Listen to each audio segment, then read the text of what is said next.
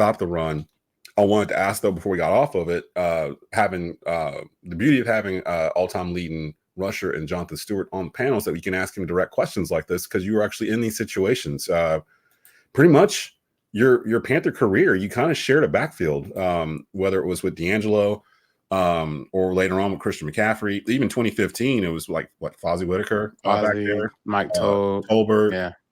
So you're used to sharing the carries. Give me the pros and cons with sharing a backfield, as opposed to say like maybe. Well, I'm sure you probably did it in college too at Oregon, a little bit in terms of rotating it out. So maybe not since high school, maybe where you might have been like the featured back, where you're getting a whole bunch of carries and like you don't have to really share it with somebody else. Give me the difference for you in terms of preparation, knowing that you're going to a game where, all right, I'm going to probably get about 15 carries. C-Max will get about 15 carries. See how it goes, flow of the game, or you and D'Angelo Williams. Like, how did you guys? Because towards the end there, I forgot the nickname they gave you guys. Was it wasn't Smash and Dash? Smash and Dash. Smash and Dash. Yeah. Double Trouble. Double Trouble. That's what it was. Yeah. Double Trouble. And you guys really had it humming for a bit. To this day, I think you're still the only backfield where you both had 1,100 yards each in the same season, which is ridiculous. Now that I said that out loud. What was your mentality going into this game? Yeah, my mentality was no matter what, you got to eat, right? Whether it's 1 carry, 2 carries, 3 carries, it's easier to eat when you have, double-digit carries. And that was always the mentality of the running back room. And, me and D'Angelo did a great job of just understanding, and literally watching the game and basically saying, oh, he's looking tired. If he looks at me a certain way coming off the sideline, getting up from the huddle or getting up from the ground, I know when to go in. So basically our mentality was, if we want to run the ball, let's give him no excuses to not call a run play. And so fresh legs is always the best legs. So if we have a guy go 2 runs over 20 or 15, like the mentality is like he might be coming out, right? Because he's giving everything he has on every single play, no matter what. Because the truth is some guys, that are the main feature guy. It's hard to sustain those runs in a drive. You might the offensive line might open the Red Sea, right?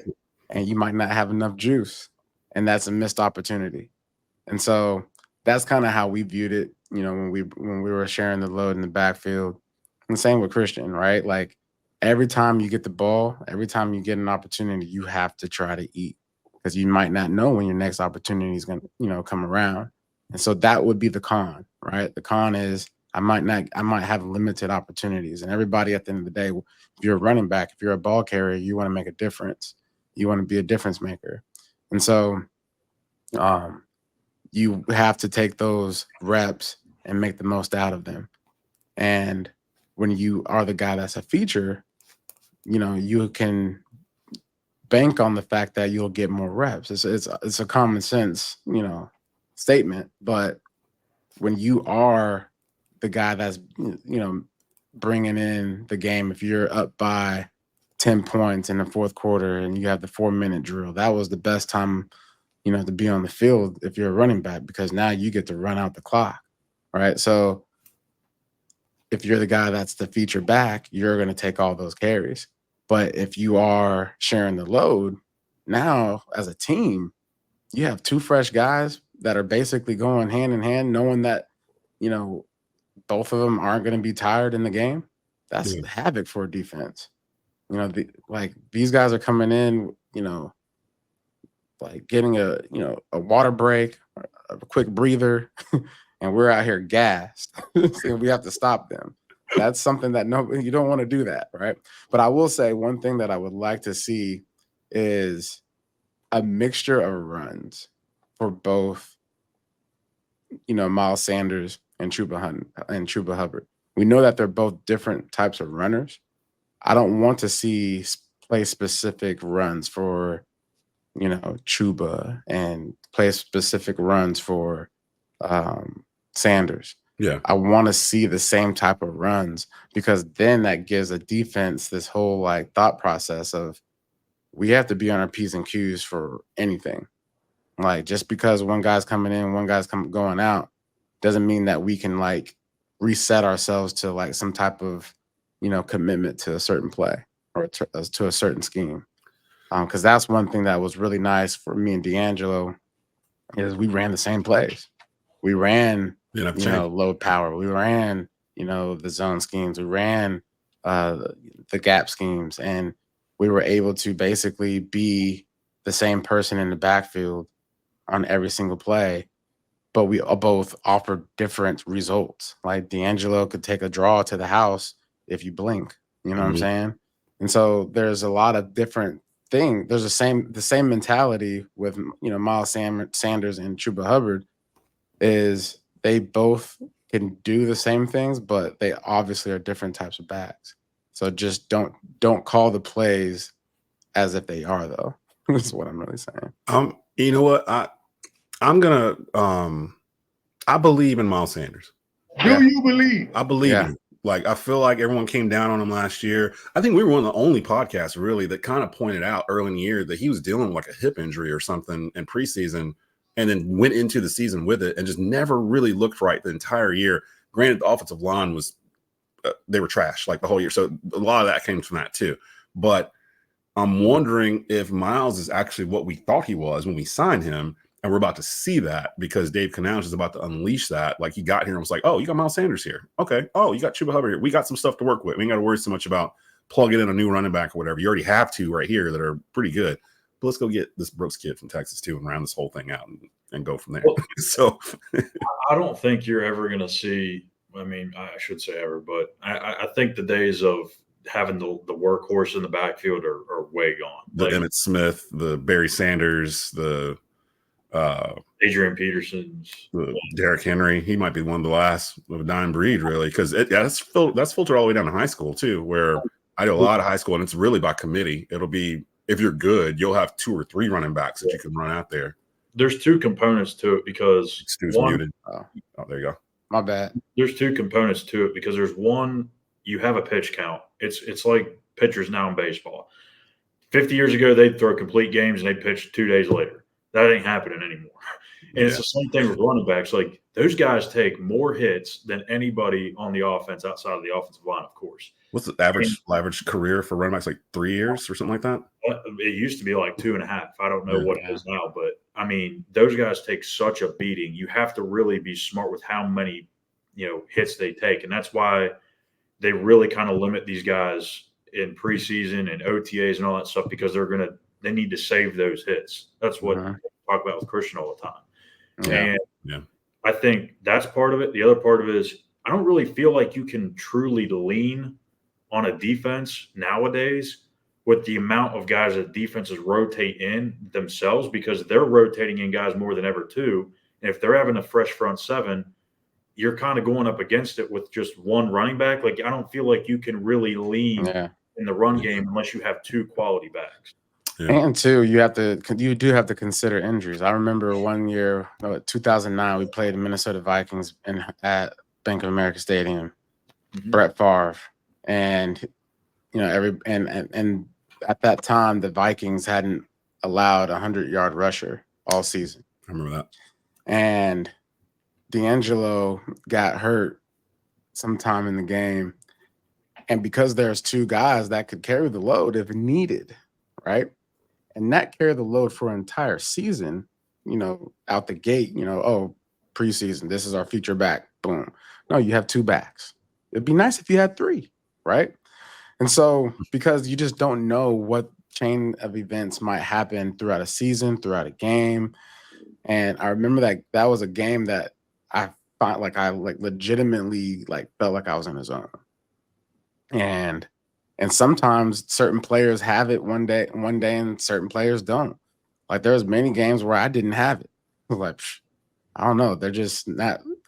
Did you know it at the time? The defense is just glued to me. I don't know.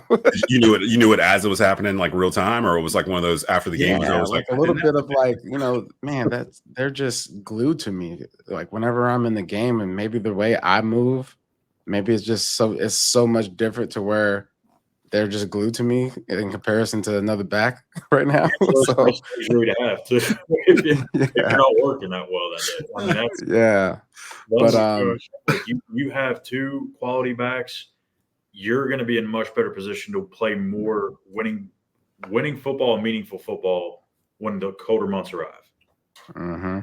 Because I'm sure, I don't know, Stu, if you've ever been through this in the NFL, but like if you get to November and December and you're really one back offense, I mean that's tough. Yeah. But I will say this though. Running backs are built. I mean, the good ones. Yeah. We are built to take it on. Like, because you actually get stronger as the season goes and you get stronger as the game goes. And so for me, like a pro for a running back is if you are the feature back, you get an opportunity to showcase that. Yeah. You get the opportunity to showcase, okay, hey, this man gets stronger as the season goes on, and I love it. You know, defenses are getting banged up, and he's just going in there and just delivering blows after blows. That's what I loved about November and December. Knowing that at this point in the season, those linebackers are starting to become a little bit inferior to contact and wearing them down. And so to that statement, like I love November and December for that exact reason. Now, if you have two guys, it's even better. I'll say that. And if you're dedicated to the run from start to finish, yeah, you're right. By November, December, some of these teams, especially the ones that aren't like in playoff contention, they ain't trying to hit somebody coming through the hole like in 20-degree weather. Like, nah, like you going through and get that 6 yards real quick. Like, why so many people around the Panthers, like that, you know, fans or whatever, they try to pit like it's Chuba.